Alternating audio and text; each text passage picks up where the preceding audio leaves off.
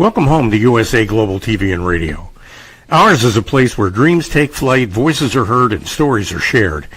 This is where cultures meet, connections are formed, and ideas are transformed into action. This is your destination for authentic storytelling, diverse perspectives, and meaningful conversations. We're where global stories unite and bridges are built beyond all borders. Discover our world of education, entertainment, hope, and inspiration. Together, we're building bridges worldwide. Subscribe to our USA Global TV channel and download our USA Global TV app.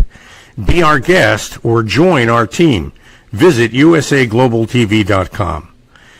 With heartfelt thanks to our executive producer, Dr. Jacqueline Kerbeck, music scored by Yifei Tang from Cloud Road Music, creative direction by Paul Garcia, and I'm Al Cini, and I'm very proud to be part of the USA Global TV and Radio family.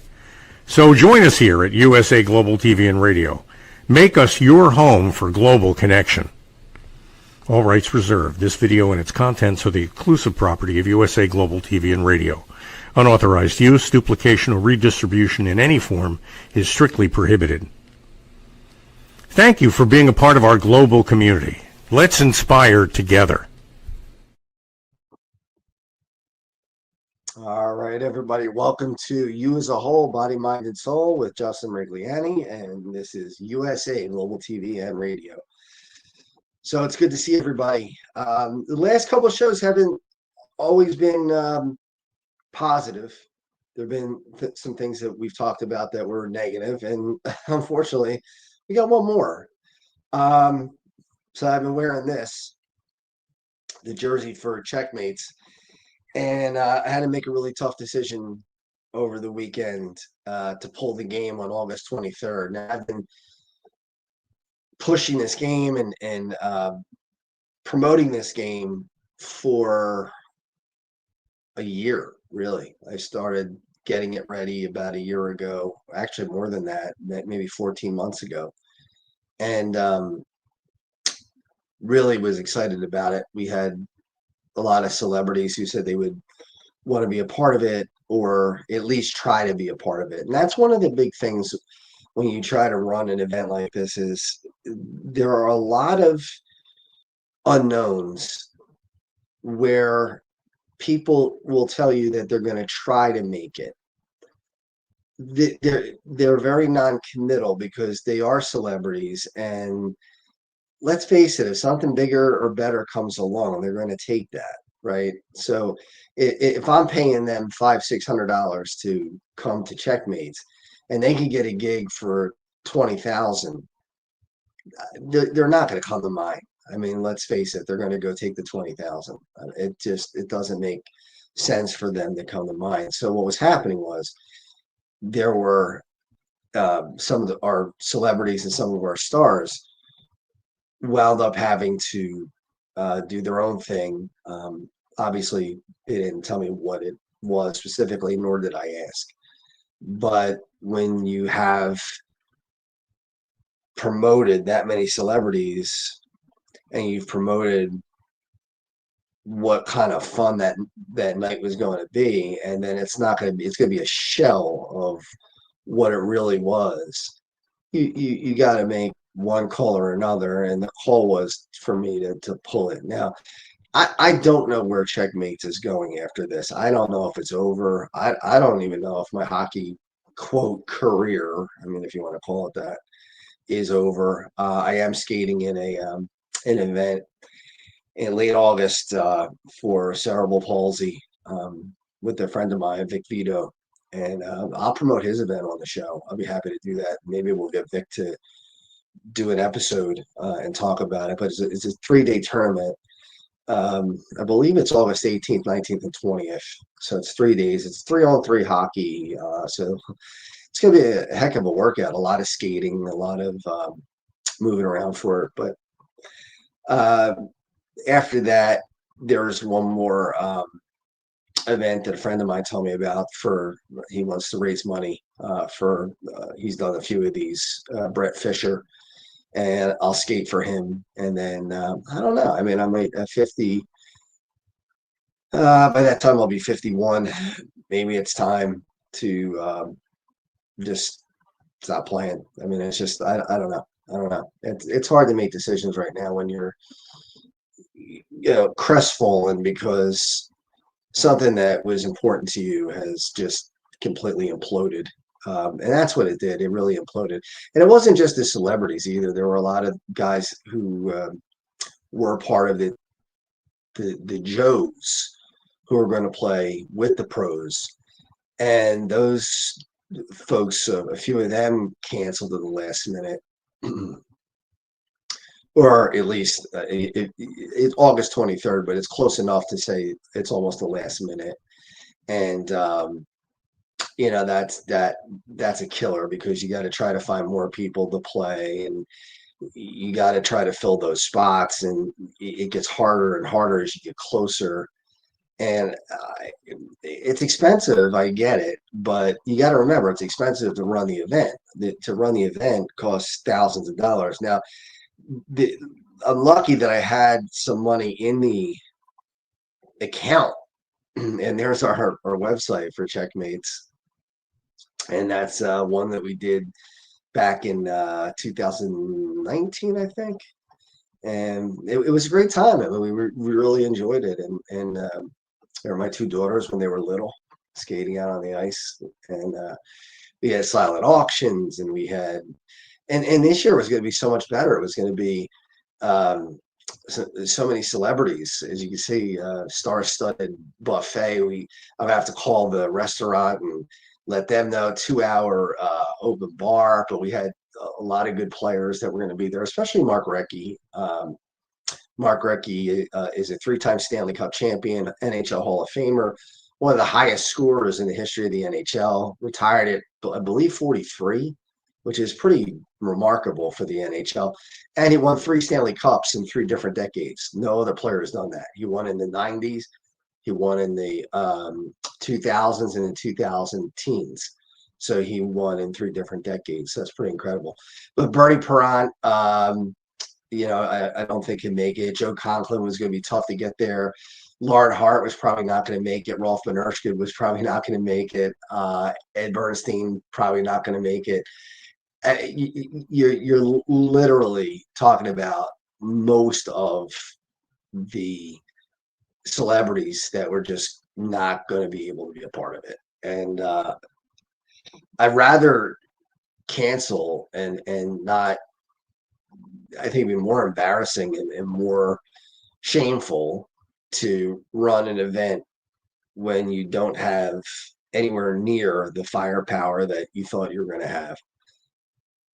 And I'm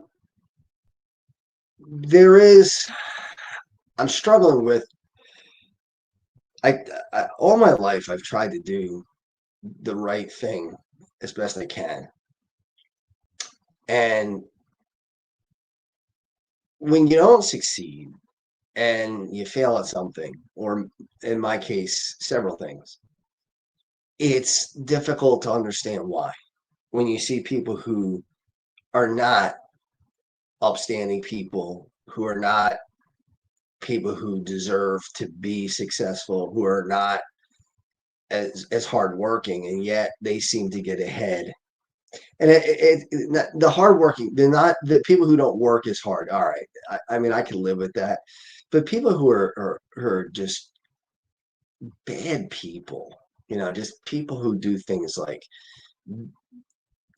domestic abusers and people like that, that just are awful people, and violent, and somehow, some way. I mean, look at Bin Laden. I mean, he was a billionaire or millionaire. I don't remember how much money he had, but here's a horrible human being who gets ahead, and then you wonder, like, why is it that the people who do the right thing and try to do things the right way don't always succeed, or sometimes never succeed? Maybe if people chime in, if you want to write in, let me know. Do you think I should keep running the charity? Do you think I should try again next year or the year after? Or do you think it's time to put Checkmates to bed? It's been since 2014. I can't help but feel cheated because I feel like there's been a lot of suffering in my life.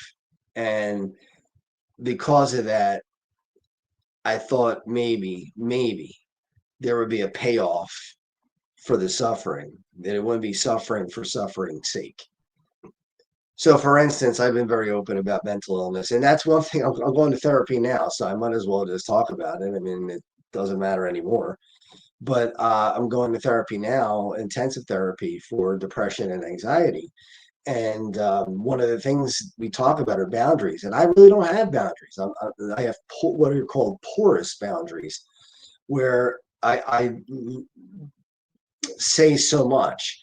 And I thought I was doing the right thing. I thought I was helping people. I thought, everybody puts on Facebook or on social media, or if they have a TV show or whatever, they talk about all the great things that they do and all the things that they're successful with and all the things that go right. But very few people are going to tell you the stuff that goes wrong. So I thought maybe that was the way to go. I mean, not just for myself, but so people know, hey, wait a minute, maybe I'm not the only one who goes through depression, or maybe I'm not the only one who has ulcerative colitis or Crohn's. Maybe I'm not the only one who struggles with this or that. So, now I'm learning that maybe I was too open, and it causes conflict in me now because I really don't know what to think. I don't know. Do I continue to do what I was doing? Um, do people respect that? Does it help them? Does it not help them? Does it make them think less of me? Does it make them think, poor old Justin, here we go again? I don't know. I don't know. My hope was that by being real, that would help people understand what real life is about, that it's not that easy. And you work hard to accomplish as many things as you possibly can, but that doesn't mean they're always going to come true. So to go through my life history very quickly, and I've written a book. I am going to put the book out. I mean, at this point, it's been written, it's been edited, it's ready to go. But I mean, you got to look at. I'm not sure how many people would choose the life that I've lived. I mean, I was in therapy 3 days a week at 8 years old. So that I already had the depression, anxiety, and it was manifested long before that. But you can't send a 4-year-old to therapy, or I guess you could, but my parents knew to get me to therapy by the time I was 8, and I was there 3 days a week for about a year, and then he let me go. I did well for a couple of years, and then I was back in therapy, and it was one day a week, but it was from I guess sixth grade to 12 years old to 14 when I graduated eighth grade. And then I didn't go to therapy. I went to high school, but I had some depression problems in high school. And my high school career did not go as well as it should have because of my own insecurities and my own difficulties mentally. And again, some people say mental illness, and you must be crazy. It's not crazy. I'm sitting there with people who are just down. I mean, they're not crazy. They're just despondent because life is hard. Whether they lost a relationship or lost a loved one or whatever. But my story is that, so I went to therapy. High school was kind of rough, and then I went to college, and everything kind of turned around. I remember I was sitting in the car in the beginning of college, and I was almost in tears at 18, going, "Oh my God, I'm repeating what I was going through in high school. I started college, not going to parties and trying to not be as the first semester my freshman year, not being as social as I should have been. And I said, damn it, I'm not going to do this again. And it just clicked. I mean, I just somehow, some way in my brain, it just clicked, and I changed it. I literally changed it overnight, and I attended parties, and I was a part of everything, and I was there even when I didn't have classes. I was there, 17 hours a day sometimes, which I know sounds ridiculous, but I would stay there and I would talk to people and wait. And when somebody else would leave, somebody else would come. And I used to hate Fridays because Fridays people would leave and I knew that they were going to be gone for the weekend. I hated Fridays when I was in college. But I would see the we called it the wigwam at Cabrini College. And it was Cabrini College at the time. And I remember loving just sitting there all day, every day. And then on Fridays, it was hustle and bustle all morning and afternoon. And then little by little, it would empty out. And I remember sitting there by myself on Fridays and the empty feeling of knowing that I got to wait till Monday to start this all over again. And it's amazing. I went from this kid in high school that didn't go to, I went to one dance in high school, didn't go to any proms, just was not able to really function as a human being, or at least a productive one in high school. And all of a sudden I'm in college, and it was a very small college, and I was a big fish in a small pond. I won most friendly, most popular, best body, because I was a weightlifter. So all these awards that I got, I mean, look, those awards you take into the supermarket and you're not walking out with anything. So there's nothing of value there. But the point is that I turned that around. I was able to switch it on a dime, switched it, got better. And then, I got older and I had a breakup with a girlfriend that really shattered me, and I went to therapy for that. And then I met my wife, and I don't know how many, I guess it was a year later, I got ulcerative colitis, and I had just gotten together with Amy, and I just bought a house in the Poconos, and everything was going right again. It was like, all right, college is done. I mourned it for a couple of years, and now I have a girlfriend, and I have a house in the Poconos. Everything's great, and then I wind up with ulcerative colitis, and suffer for 12 years with ulcerative colitis and depression, anxiety, OCD, and then in 2015 at 40 years old was told that I had the beginnings of colon cancer, and I had to have my colon removed permanently, completely, and given a permanent ileostomy bag. And that's where I stand now with that. So the depression, anxiety is there. I'm not thrilled that I have an ileostomy. I got separated from Amy, my wife, in September. We're having a divorce coming up soon. That's difficult. Trying to balance kids, trying to balance college with the depression and anxiety. It just seems like no matter what I try, it just continues to fall apart. It just doesn't seem to want to click. And I thought I was doing everything right. I thought I was doing the right thing. And I was a good person. I think I am a good person. I try to help people as much as I can. I try to be philanthropic. I work at all those things, and I got to be honest with you. Today I was okay, but over the weekend I was enraged. I mean, I was to the point where I was just it was literal rage. It was a feeling of like I can't believe that everything could go bad at the same time. It just was dominoes falling and falling and falling. And I'm better today, and I talked to a really good friend of mine, Chuck Basti, who gave me a lot of insight today, and I'm thankful for that. But is there still a fire that's burning inside me? I think Rocky Balboa, the movie, called it the beast inside him. He's got downstairs in his belly. There's a beast inside him. And I think that beast is there. I got to learn how to beat back that beast. So we are going to take a quick commercial break. When we come back, I'm going to talk a little more about this, but enjoy this commercial, and we'll be right back. Have you ever felt unheard? Like your words float into a void, leaving you invisible and disconnected?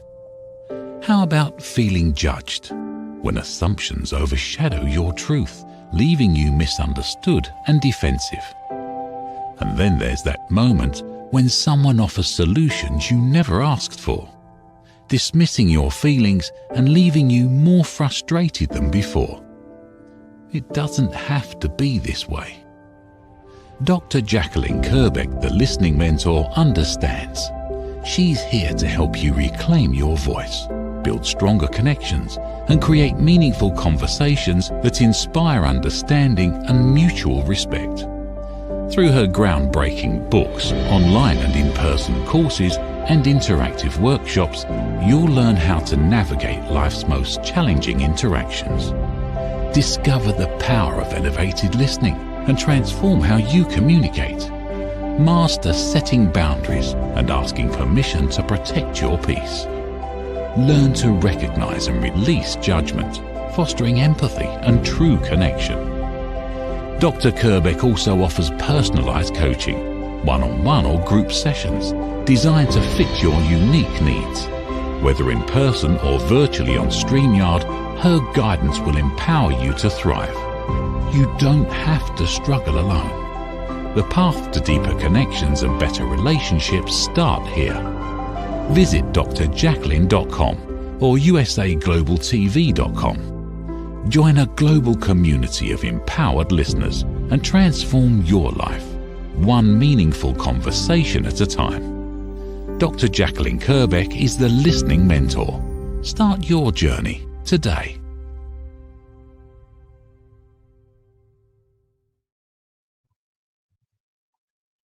Awfully apropos, huh? For what we're talking about right now. Really kind of is what we're talking about at the moment. But with all that's going on, I've always said that, is it suffering for suffering's sake, or is it part of a bigger picture? Is it going to be that I'm going to be successful or very helpful for other people? I'm going to be, I call it the Fonzie syndrome. You know, Fonzie in Happy Days. No matter what problem he had, he got him out of it. You know, I remember thinking of the times where Richie Cunningham was in trouble and going to get beat up, and Fonzie would step in and stop it. Or they needed to come up with cash, and Fonzie would find a way to come up with the cash. Or even the episode called Hot Stuff, when there was a fire, Fonzie, you kept everybody calm. And I have the Fonzie syndrome. I want to be able to do those things. I want to be able to be the person, and I sometimes I can't even be it for me, but I can be it for other people, which is really weird. I mean, it's a weird dynamic. There are people in my life even right now that are going through a lot, that I give them advice that makes a lot of sense, or at least to me it makes a lot of sense, and they feel good, but I'm not able to always follow it myself. I'm not always able to put it into practice. And I think that's what I'm trying to learn, is how to put that into practice, and how to make that transition of intellectually knowing what I know, and emotionally being able to put it into practice and make my life better. And that's not always easy. It's a lot of people think that, I've talked about this before. When you talk about mental illness, you talk about depression, people say to you, well, you have 2 kids, and what do you have to be depressed about? Or even when things are going really well, what do you have to be depressed about? Well, depression's an illness. I mean, it's again like saying, well, what do you have to be cancer about? That's a stupid question. That doesn't make any sense. Or what do you have to be diabetes about? As if you could just snap your fingers and you just, or one of my favorites is, just change your thinking. Well, gee, I never thought of that. I mean, thanks for giving me this information. Now that I know this, it's all over. Depression's done. It doesn't work that way. It's ridiculous. But yet people look at mental illness like there's some magic trick that you can do that's going to fix it and make it better. I cannot stand the thought of having gone through all I've gone through. I can't stand it with no payoff at the end. That it was just suffering for suffering's sake, and there's no. And I'm not saying monetary or whatever, but to be able to touch lives like Dr. Jacqueline has with the hundreds of thousands of people that she touches, or I mean, this would be probably way out of the realm of possibility, like a Tony Robbins or somebody like that, or a Simon Sinek, or the former wrestler Mark Miro, who was a former drug addict and now goes to colleges and saves kids' lives by talking to them about drugs and about what they need to do to make sure that they stay on the straight and narrow and that they're okay. And it's literally hundreds of thousands of people, maybe millions of people that these people are doing it. I want that to be me. It's not enough for me to. It's just not, and I don't know what to say. I mean, this may sound conceited, or I don't know how it's going to come out, but if I only touch a few lives in my lifetime, that's not enough for me. It just isn't. It's not enough for me. I need more than that, and I need it. I'm not saying that everything's philanthropic. I try to be as philanthropic as possible, but I need that. And if I don't do it, then I'm going to know that all that suffering, all that pain, all the beatings that I took were just for nothing. I mean, it was just all suffering, and that's it. And I just can't stand the thought of that. It's just something that eats away at me. Dr. Jacqueline said, I know you were doing it already doing it. Thank you. I appreciate it. Sometimes you just wonder if you're making a difference. Sometimes you wonder if you're actually making a change, if you're changing the world. And then I think of my two daughters. I haven't really seen them much over the last few months because, I'm living in a different house and I don't see them during the week. I see them one day a weekend. And, I always question, my own, what kind of father am I that I'm not around enough? Shouldn't it be enough that I would be a dad first and not worry about other people? So there's that. And Dr. Jacqueline wrote again. She said, you made a difference in my life from our first phone conversation. Thank you. I appreciate that. And you did too, Dr. Jacqueline. You really did. But, I'll give you an example. I remember watching a TV show. There was a really famous weatherman back then when they called them weathermen. But it was mostly men.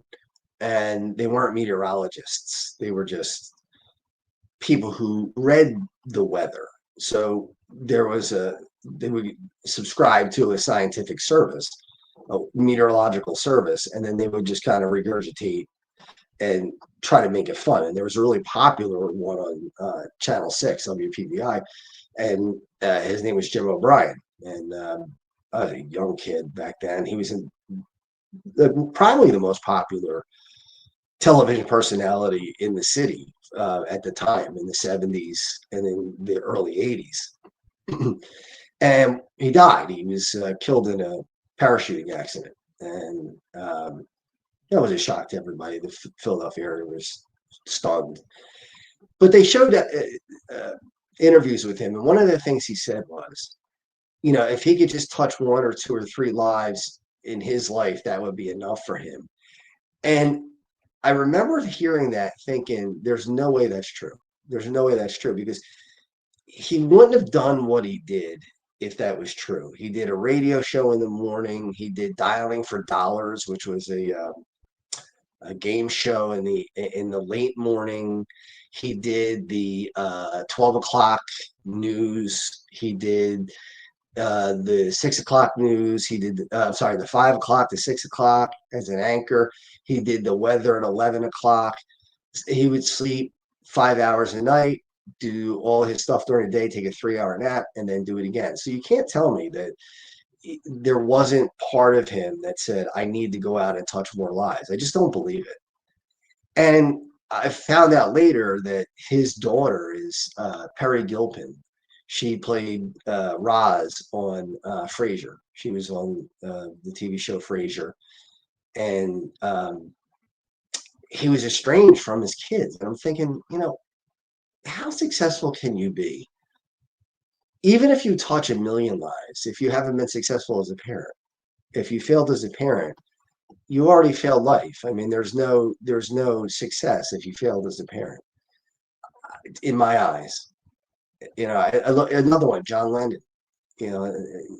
If you ever, John Lennon talked about peace and was revered, and he was in all honesty, a decent musician. He was not a great musician. He only knew a few chords, I think 4 chords, and he wasn't the greatest singer in the world. Now, he was lyricist. He could write lyrics, yeah.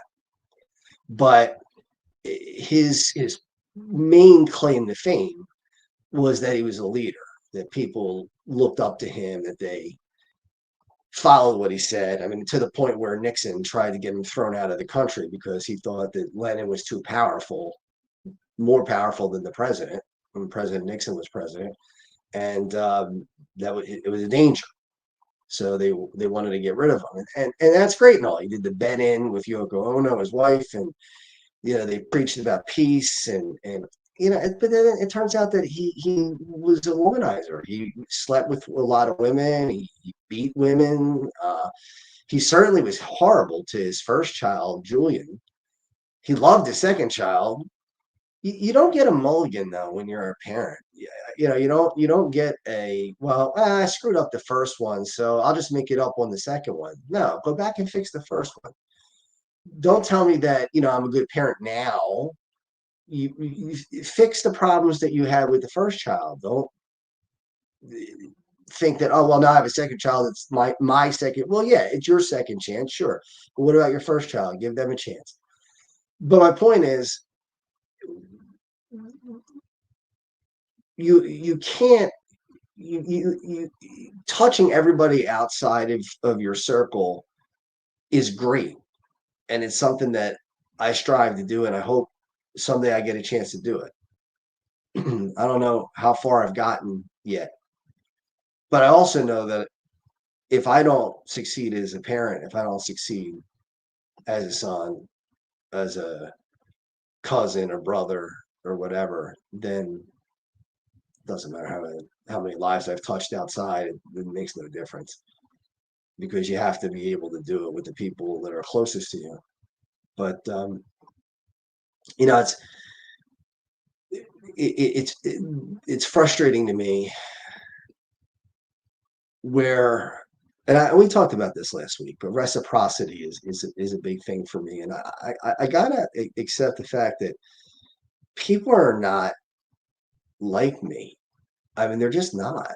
Oh, we have a comment. Let's see what the comment is. Craig Shapiro, great guy. You don't get a mulligan. Love that, Justin. Yeah, you don't get a mulligan. Craig's right. Obviously he's agreeing with me, but yeah, you screw up your kid, you don't get to say, well, yeah, just have another one and I'll be better this time. No, it doesn't work that way. So do I like John Lennon and some of the things in his music and some of the things that he stood for? Sure. Do I respect him totally? No, not at all. Somewhat, but not completely. Just don't. But I talked about my daughter, and when she was, I don't know, 6 years old, 7 years old, ice skating, and she would go around to all the adults, and she would tell them what a great job they did. You did a great job today. You did a great job today. And hardly any of them would answer. They would just look at her like she had three heads. They weren't used to that. It's like, you could open your mouth and say thank you, or you could say you did too. Not saying everybody didn't. Or my daughter, same daughter, now she's 14, and she creates gift baskets. I mean, with the very, very little money that she has, she spends tons of money on kids for their birthday, her friends, and writes them 10-page cards and all these wonderful things. And then on her birthday, her friends didn't even text her to say anything, and she was crying. And I was thinking, damn it, this is the thing that frustrates me the most, is that you try to do things for people, and either they're not receptive, or they're receptive, but then when it's their turn to be there for you, they're not. But look, like Shap writes in, he's a good guy. He asked me, and I will call him. He asked me to give him a call about what's going on with Checkmates, because he knows I'm down. And a lot of friends have done that. A lot of friends have texted me, and to be honest with you, I haven't really had a chance to digest it yet. So I haven't really gotten back to anybody yet, but I will. And Dr. Jacqueline says it is reasonable and even attainable to have a great relationship with all family members, immediate and extended family, all the time. Or I'm sorry, or is it reasonable? No, there are going to be family members, especially extended family members, where you don't agree on certain things, whether it's politics or religion or whatever else. But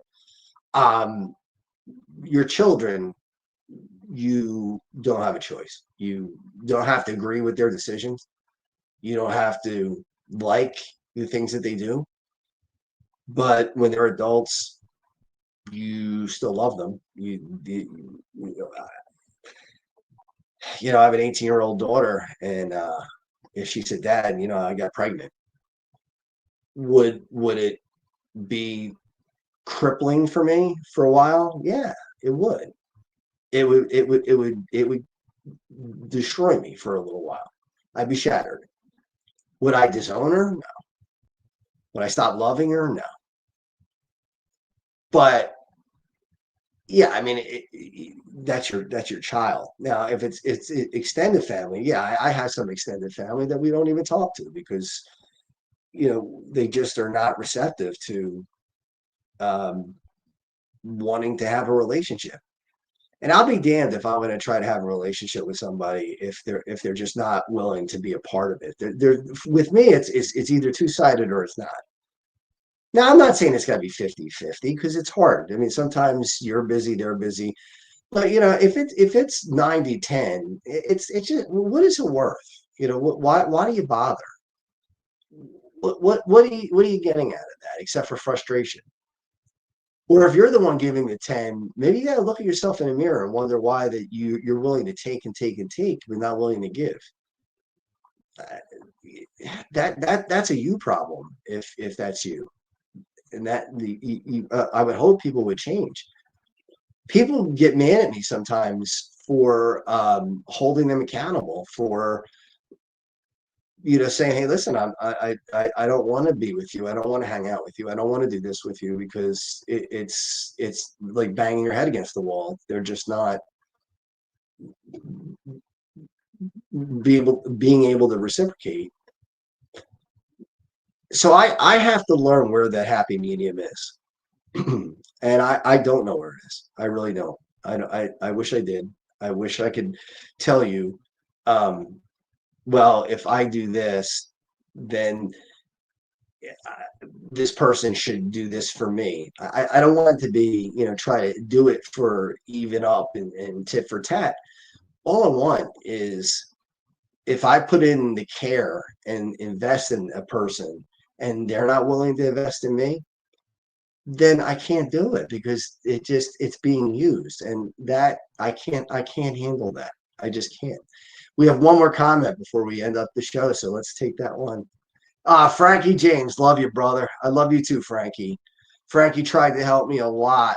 When I say a lot, I mean a lot, for the Checkmates game, and I feel terrible for Frankie that he went through all this work and then it's just going to fall apart. And that's painful, man. I got to tell you, it's tough. We have another comment coming in, so we're running out of time, but we have another comment. And there's Craig again. Not a huge Beatle fan, more of a Led Zeppelin fan. In many instances, not all, our children are reflections of who we are and the values that they have learned. But it's also vital to accept who we are and not judge others for what they are.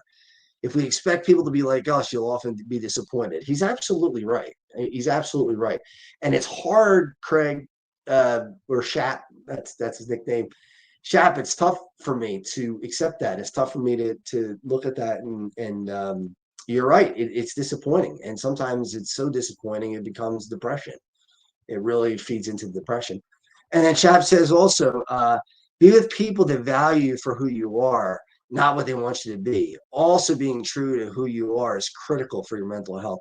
Again, he's right. He's right. My mental health takes a beating when I feel used, when I feel like people are taking advantage of me, because then I don't feel like doing it for anybody else, and then I am not me anymore, because that's who I am.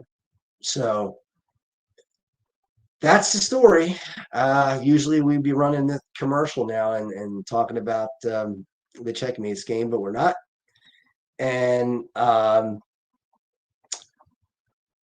Dr. Jacqueline just put out, what have you learned about the connections or not about setting boundaries in depression? I'm working on it. I don't know where the boundaries are. I don't know. Mine are porous. They call them porous boundaries. I don't know if that helps people. I don't know if that makes people think less of me. I don't know if that is always a bad thing. I don't know if it's a good thing. Maybe there's a happy medium. I don't know yet. I'm not sure. I'm still stuck on that. I'm an open book, and some people criticize me for that, and other people they say that's great, that's wonderful. I don't know. That's part of the reason why I'm depressed. It's because I'm lost. I don't. I'm spinning my wheels, not knowing where I stand, what I should be. And Dr. Jacqueline says, we're learning from you. You are inspiring us. Thank you. I really do appreciate that. We do have another comment, so I'll take that. Shap says that was a great idea. Might have to follow your lead. Don't apologize for being a good man. Shap, you're right. I don't apologize for being a good man. I just wish that people accepted it for what it was, and that there would be reciprocation. And I'm going to have to learn and accept that whether I want it or not everyone's going to reciprocate. And either A, I could deal with that, or B, I could just write them off and just we say, hey, nice to know you. Thanks for coming into my life for a season, and that season's over, But I got to work that out. That's something that I got to work out. I think other people have to work that out too. Dr. Jackson says, can you share specifically what you would like as reciprocation? I mean, if I go out of my way and I do this, like let's say somebody needs to move, and they call me up, and I'm a weightlifter. I'm a pretty strong guy, so. And they say, Justin, can you help me move? I'm going from one apartment. I just bought a house, whatever. And I go over the house and I move their furniture and help them this whole time. And then, a month later, whatever, it's my turn to move. And I'm going into an apartment. And they turn around and they're like, well, you know what? It's a Saturday. I don't think I can make it. Those kind of things drive me crazy. Those things really, really are tough to take, because it's like, well, you used me. You just used me and then just left me when I needed you. I had, and I don't want to run too much over, but I had a friend who I met on Facebook. I don't know if she's watching, and I won't say her name, but she texted me at 4:00 in the morning. And she said, I need help. I'm stranded. And I wish I would have gotten the text, because I would have picked her up. I would have jumped out of bed immediately and picked her up, because she was stranded in the middle of the night. Why would I do that for her? Well, because she's done things for me. She's picked me up when I was down. She's helped me out. She's talked to me through things that have been difficult for me, and she's given me ideas, and she's helped me fight through depression. So yeah, I'm going to get out of bed and pick her up and not let her be stranded. If I had heard the message, unfortunately, I was asleep and I had my phone on silent. But if I didn't, yeah, I would have gotten out of bed and driven to New Jersey and gotten her. But if I do that and I call her up and she says, "No, I don't have time to talk to you," I'm never doing it again. I'm not going to pick her up a second time. That would be the last time.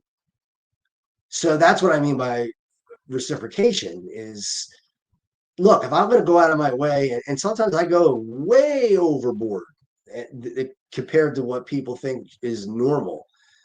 But if people don't even come close to that, if they're not, I'm not saying they have to be equal, but if they don't even come close to that, if they're dismissive, they don't want to hear what I have to say, or it's like pulling teeth sometimes to get people and friends to watch the show. I mean, it's why I would watch your show, and that's frustrating to me. But that's what I mean by reciprocation. So to end up this show, I just want to thank Shap for his comments and Dr. Jacqueline for her comments. Really, I appreciate it. I don't know what's going to happen to Checkmates. Is it over for good? I don't know. I don't have. I'm 2 days into pulling the event, so I need time to swallow this, get back to people who've been very supportive and very helpful to try and get me out of the funk that I feel after this. And I'll get back to them, but it just takes me a little time, but I appreciate it. So I will see you next week. Have a great rest of the week. And we'll 8:00 Monday night next week, we'll rejoin each other. Hopefully we'll have a little bit more fun on the next show. All right, everybody, have a great week. Get ready to wear the brand that's changing the world of media. Introducing the official USA Global TV and Radio online store.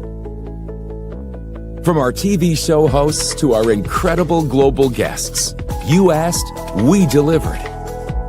Rep your appearance with pride. Whether you've been on air, hosted a show, or tuned in, we have something just for you. Visit us at usaglobaltvradioshoп.myspreadshop.com and start shopping today. Check back frequently. We're dropping fresh new designs all the time. Showcase your role in our global community. These designs celebrate your voice, your story, your presence. It's more than just merchandise. It's a movement of hope, inspiration, education, and elevated listening. Head to usaglobaltvradioshoп.myspreadshop.com. Your spotlight awaits. USA Global TV and Radio. Elevate your style. Elevate the world. In a world full of noise, misunderstandings, and interruptions, master the art of listening with Dr. Jacqueline Kerbeck. Dr. Jacqueline Kerbeck is the listening mentor of USA Global TV and Radio and the Amazon #1 best-selling author of Mastering the Power of Elevated Listening. Elevate your listening. Elevate your life.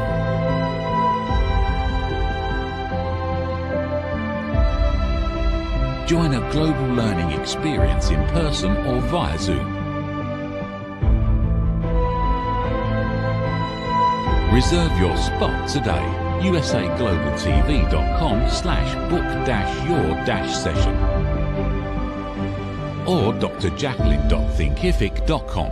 Join Dr. Kerbeck's listening courses or hire her to unlock deeper connections and authentic conversations. USA Global TV and Radio proudly presents Steve Cline Art at stevecline.art. My name is Steve Cline, born Manchester, England, 1953. My quest in my lifetime is to create artwork from my soul and the deepness within my wildest dreams and fantasies. In 2012, my heart stopped when I was given too much anesthetic for a minor knee operation, and this near-death experience took me to another multidimensional world, an out-of-body experience.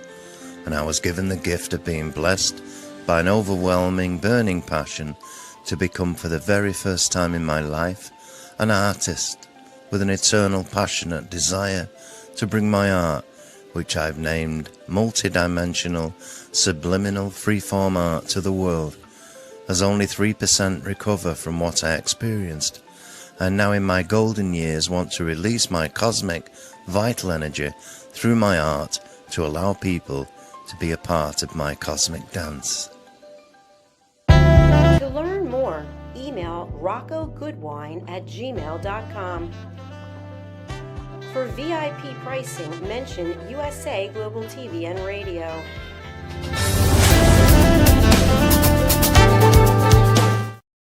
We face daily cyber risks, spending over 7 hours of screen time, including 4.5 hours on mobile phones. This convenience comes with significant dangers, with cybercrime costs predicted to exceed $10.5 trillion by 2025.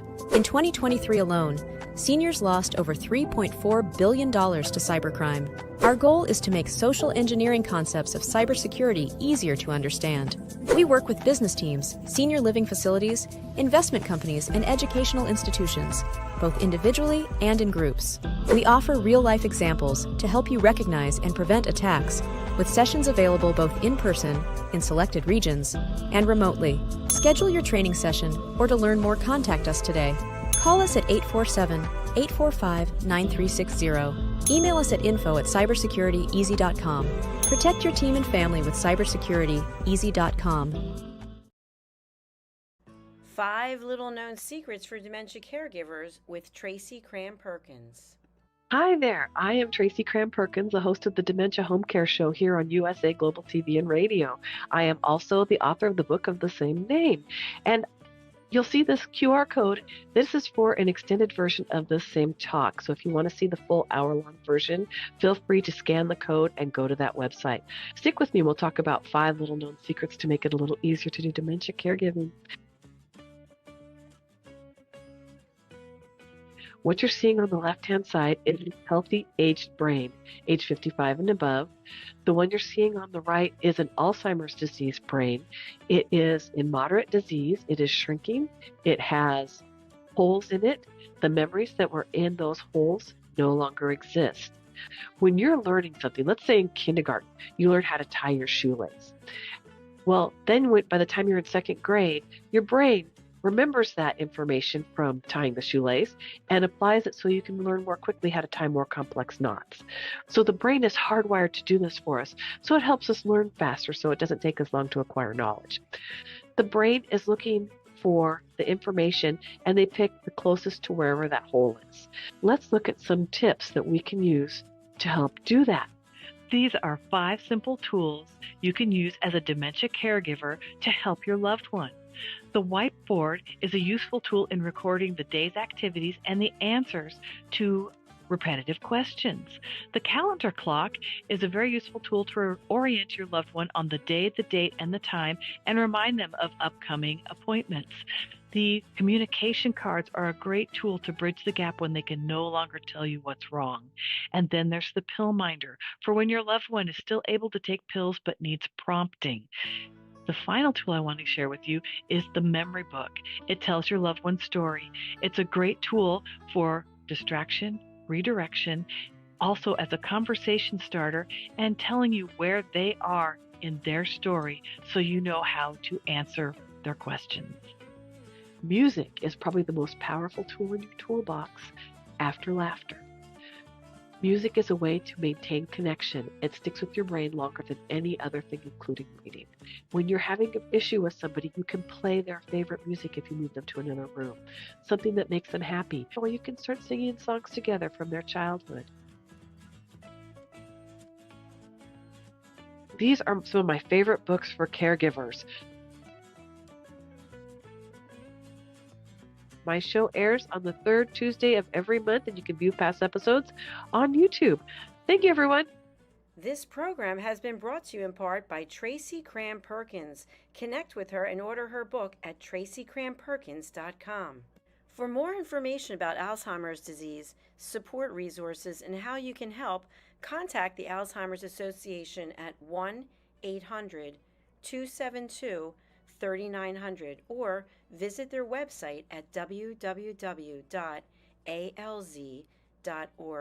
They offer 24/7 helpline support and a wealth of information to assist you and your loved ones.